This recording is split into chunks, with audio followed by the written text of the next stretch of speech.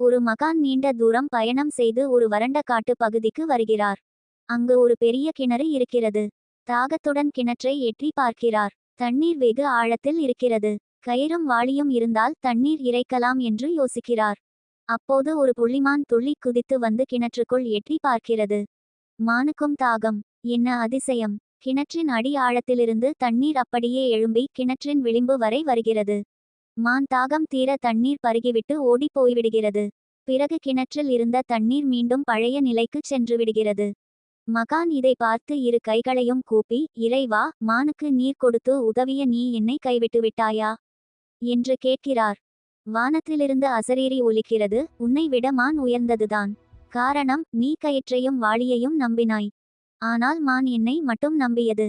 இந்த கதையின் மூலம் நாம் தெரிந்து கொள்வது இறை நம்பிக்கை. இறைவன் மீது முழுமையான நம்பிக்கை வைத்தால் அவர் நம் தேவைகளை நிச்சயம் பூர்த்தி செய்வார்.